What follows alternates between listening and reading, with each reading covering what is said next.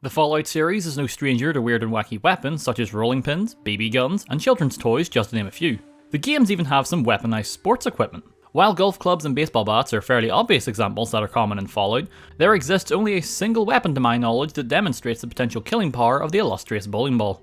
So with that in mind, today I aim to find out, can you beat Fallout 4 with only the Striker?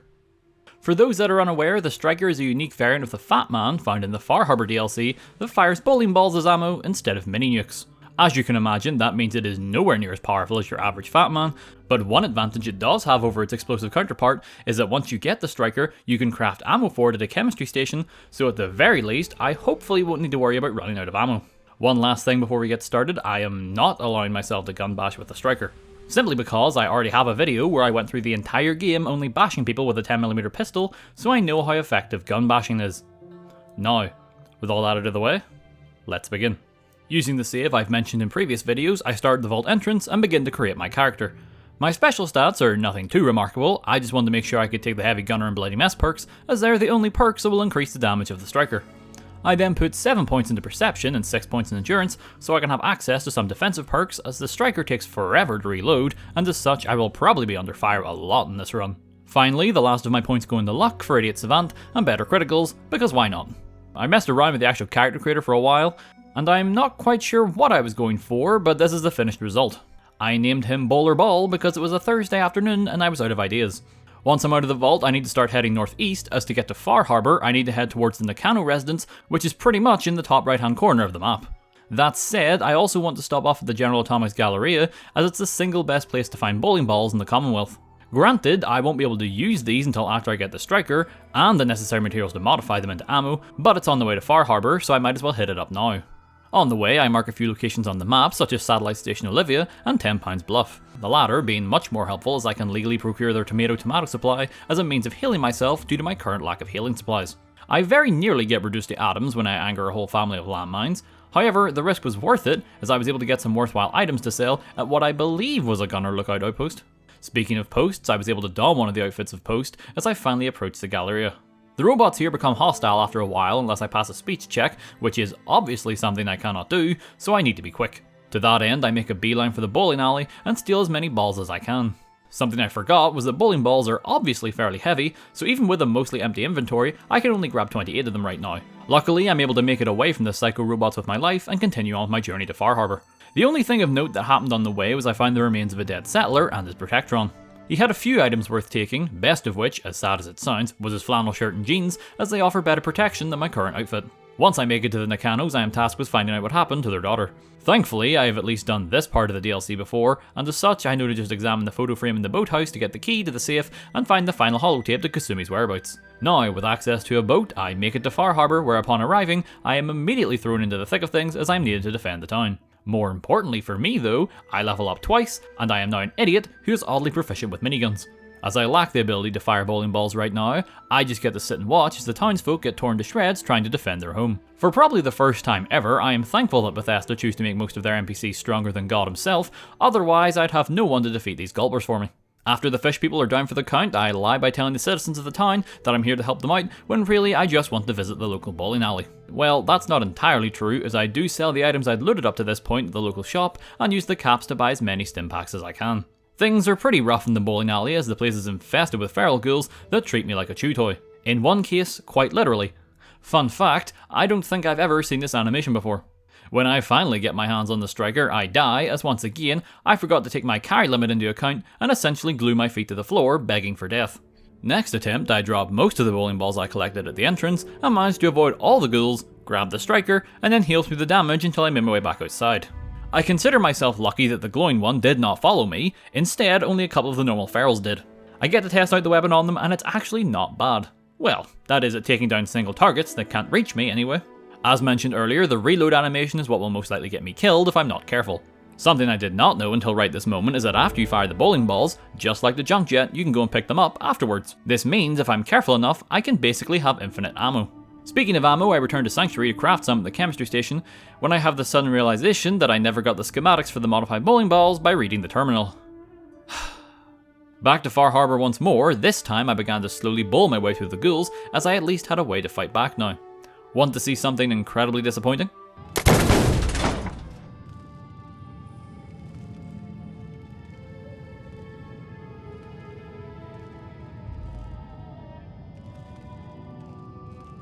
After I recover from that heartbreak, I make my way to the room with the schematics in the glowing one, and thanks to being smart enough to build up my meter in VATS, can unleash a critical bowling ball straight to the skull of the ghoul, killing him instantly. I then make sure to read the terminal, get the plans, and then I return to Sanctuary to craft a little more ammo. I'm only able to craft 2 more, as other than bowling balls, I also need oil and acid for some reason. I can get some acid around Sanctuary from bloatfly glands, but it isn't enough to satisfy my need for more ammo. After googling something I probably shouldn't have, I learned that I can buy a supply of 25 acid from Kay at Bunker Hill. To begin making my way there, I travel back to the General Atomics, as it's the closest location I can fast travel to on the map. The robots there are still too strong for me more than likely, so I just avoid them for the time being. While the robots are a no-go, the nearby raiders are fair game. I start by giving one a rude awakening, and then loot him for his leather armor so I can have some actual protection for once. A few of his friends try to stop me to no avail, but I'm not a fool, so when the Mirelurk Hunter shows up, I know that it is time for me to retreat. On my way south, I have my first encounter with some synths, which goes about as well as you might expect. Don't get me wrong, I'm able to defeat them, but currently I am severely lacking in energy resistance. This is why I have 7 in perception, by the way, so I can pick up the refractor perk later to make energy weapons a complete non-issue. From here, it was an easy walk down to Bunker Hill, where I talk with Kay and find out that if I want her supply of acid, I will need exactly 838 caps. Currently lacking in the money department, I decide to head west for Diamond City to go drug running, as to me it is by far the quickest way to make some caps early on without any exploits. As this is me we are talking about though, I get pretty sidetracked on the way there. I stopped off at the old corner bookstore where I fought some wild dogs and ghouls, which leveled me up to the point where I could take the age restricted perk to get a 5% increase to all damage. I get to test this out immediately on a group of nearby raiders who may or may not have gotten the best of me a few times. Who can really say? There is something oddly satisfying about watching a person's torso phase out of existence when it is hit with a Mach 5 bowling ball. As I am in the area, I also decide to pay the railroad a visit. By this point, I wasn't sure who I was going to side with, but I can tell you one thing, it certainly won't be the railroad anymore. I use the power of VATS to take out Desdemona before I even meet her, and then after I taunt them to come closer. Drummer Boy also goes down in a single shot, and as for Glory, well, I just circle around this piece of the building until I hear her breaking her gunfire, and just take pot shots at her until she goes down. I then also take her armoured coat, as it is much better than the leather armour I picked up a little while ago. During my murder spree, I leveled up again, and this is where I decided I was going to primarily focus on a luck build. I figured that given the slow reload speed of the weapon and the fact it has no spread and can only hit a single target at a time, that I should try and prioritise maximum damage, so what better way to do that than by saving up a bunch of criticals. As you can imagine, the rest of the railroad go down rather unceremoniously, and once I'm the last one left standing, I loot their base for any healing supplies, oil, and acid I can find. To my surprise, I was able to find enough materials to now have a total of 20 bowling balls. I probably won't even need the acid anymore, but there ain't no kill like overkill, so I'm still planning on buying it. After stepping over the fresh corpses of the railroad, I walk into Good Neighbor to assert my dominance, and also mark it on the map for 2 reasons. The most obvious being the main story, but also Cleo here sells shipments of 25 oil, so it could also come in handy for crafting ammo should I run low.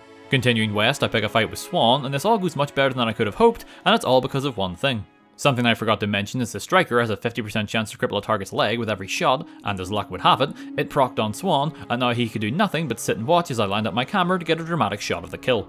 Killing him levels me up, and I take the Grim Reaper Sprint perk for a 15% chance of a kill in VATS to fully refill my action points. Finally stopping with the distractions, I make my way to Diamond City, where I help Paul by being the most intimidating presence he could ever have asked for. He's hired you to help.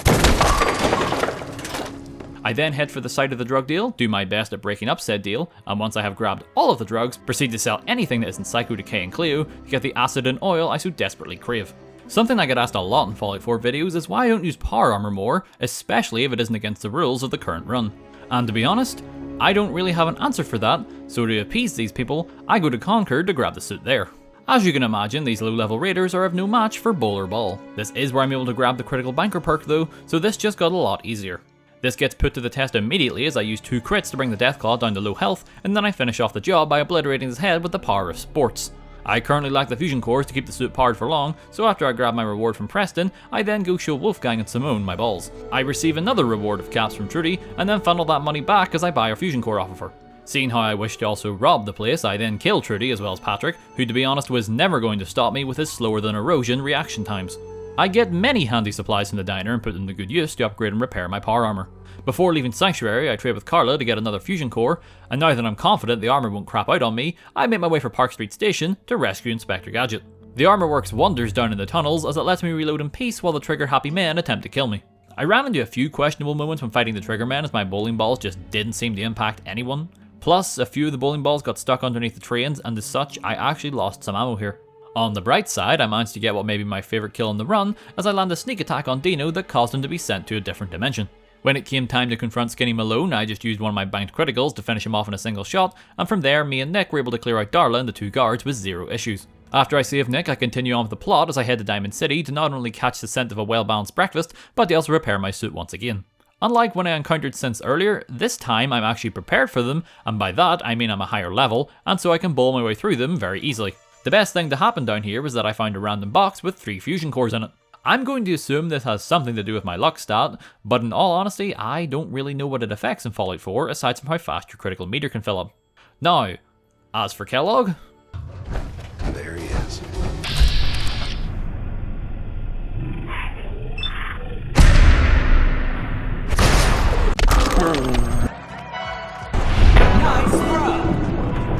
Once I scoop up Kellogg's brain bits, I head outside and give the approaching Brotherhood the best welcome I can think of. Next up, I fast travel back to Diamond City and then Good Neighbor to complete the memory den, which is certainly a part of this game that does exist, I'll say that much about it. So by this point, I need to start thinking about who I plan to side with. The Railroad are currently further underground than they usually are, so they're out, which just leaves me with the Institute, Minutemen, or Brotherhood. Well, I don't enjoy the Institute, so I really don't want to do them, and between the Brotherhood and Minutemen, I sided with Preston and his gang in my last 2 Fallout 4 videos, so I guess I'm going to go with the Brotherhood for variety's sake. I guess this works out quite well given the fact I've been wearing this power armor for so long. Meeting up and trying to help Dance with the zombie infestation is no different than usual. The synths and ArcJet also don't fare much better, considering Paladin Dance can usually solo this place, my input is rather minimal. On a good note, I do get another fusion core to add to my collection. After the last of the robots are defeated, I hand Dance the MacGuffin, join the Brotherhood, board the only well-piloted vertibird in the Commonwealth, and then begin to introduce myself to the leaders of the Brotherhood. I may have also quick saved and killed Maxim for the hell of it at some point, but that's neither here nor there. Perhaps the best part of all of this is that I now get a newer and much better suit of power armor that I immediately jump into. My first order of business is Fort Strong, but I only have 10 bowling balls at this current point in time, so it was time to head back to the Galleria to grab the last few I may have missed, as well as take my long-awaited revenge on the Mr. Handies that are still hogging all the lanes. With 21 solid balls of modified death at my disposal, I marched up to Fort Strong and proceeded to let loose. The normal suit mutants all go down to a single shot to the stomach, which is wonderful. As for the Behemoth, I leave him until the end and just deal with him the exact same way I dealt with Swan earlier, albeit without the dramatic camera angles. After reporting back to Maxim, my cleansing duties are briefly put on hold as I'm tasked with finding a way into the Institute. Well, lucky for them, Virgil was my next stop anyway, so into the Green Wonderland we go. I had to contend with ghouls here, which I should stress are probably the worst enemies to fight with a striker in my opinion. Unless you're using VATS, it is difficult to hit them with how irregular they move. Luckily, I don't encounter too many of them out here, which is just a little odd, and instead the only other creature I had to deal with was the legendary Deathclaw outside the cave. He may be physically stronger, but I came prepared with 2 guaranteed crits in my pocket, so he really doesn't have a hope in hell of stopping me. One skip dialogue sequence later and it's off to Green Tech to fight my way through the Gunners and Courser. I wonder if they will be difficult this time around.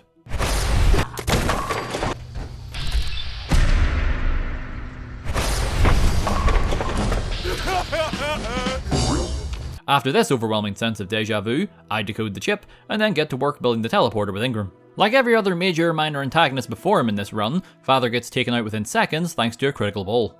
You may think I am doing this simply for the sake of killing Father, and nothing more. But you would be wrong. See, if I fail the quest to get Dr. Lee, I will instead be sent to locate and collect Dr. Scara instead. Usually this will take longer as you have to travel to Diamond City and learn her whereabouts from her assistant. However, those whereabouts are in fact the General Atomics Galleria, and so thanks to my obsession with bowling balls, I can just fast travel there and quickly persuade the good doctor to come join the Brotherhood. For the next task, I was also smart enough for once to have already purchased a high-powered magnet, so I don't need to waste time fast traveling around the place. Keeping up with this record pace, for me anyway, I run off to Sentinel site to get the Freedom Robot's Freedom Grenades, and thanks to my power armor, I can just dive straight to the bottom rather than having to run down all those damn stairs. The ghouls here continue to be a pain as they batter away at me while I struggle to hit them despite the close quarters we're in. To be honest, I think I spent more time running after stray balls in this fight rather than actually fighting the ghouls. The Assaultron at the end goes down to a single crit, and her squishy friend does not fare much better. I then mark the nukes, report my success to Ingram, get shouted at by Maxon, and then continue the trend of lying to Halen in these runs. Alright, I'll hear him out, I'll hear him out, I'll hear him out, I'll hear him out, I'll hear him out. I tried to see if I could carry what was left of Dance out with me, but the elevator had other plans. Annoyed that I couldn't bring back something to remember Dance by other than the synth component anyway, I decided to take my anger out in the nameless survivors of the railroad who are now suddenly occupying the Old North Church. I'm sure Desdemona and the others would have really appreciated their help earlier. After destroying the resistance for the second time today, it's now off to mass fusion, with the synths car in fear at the fact they cannot hurt me anymore thanks to my 3 points in the refractor perk. I don't actually return fire on the elevator ride down, simply because I'm slowly running out of bowling balls and I don't like my chances of trying to find them in this multi-storied building. When it came time to grab the agitator, I was initially worried about the radiation, but as my luck would have it, there was a radiation suit among us. It felt nice to be able to fight the sentry bot and the Sultrons for once. To be honest, Ingram did most of the damage on the sentry bot while I just used the luck of the Irish to deal with the approaching Assaultrons. Back at the airport for the final time, the instant I power up Liberty Prime, I just fast travel to the CIT ruins because I have followed that dumb robot more than enough times in Fallout 3 that I don't need to do it here as well. I help out as much as I can during the assault, but more often than not my fellow Brotherhood members kill the synths before I get a chance to even reload. To make up for this, I finally get my spare on Father, and then prove I'm a good soldier as I single-handedly take out every last synth and scientist in the reactor room. And I really do mean by myself, as Maxon appeared to have glitched and didn't follow me into the room. It's not a big deal as I just use and abuse my luck for the last time to take out the legendary synths, strap on the big bomb, and teleport out. I then proceed to get the biggest kill yet as I activate the bomb with my bowling ball, finishing the game and proving yes, you can indeed beat Fallout 4 with only the striker. This was definitely an interesting one. Sure, it got pretty easy once I got the right perks, which was something I thought would happen from the get-go, but to be honest, I just couldn't pass up the opportunity to go on a killing spree with bowling balls. Regardless, that's going to be the end of this challenge video. If you enjoyed what you saw, consider giving the video a like, and you're interested in more challenges in the future, feel free to subscribe. Start one of these videos out every week. My name's Nerbit, stay safe everyone, I'll see you all in the next video.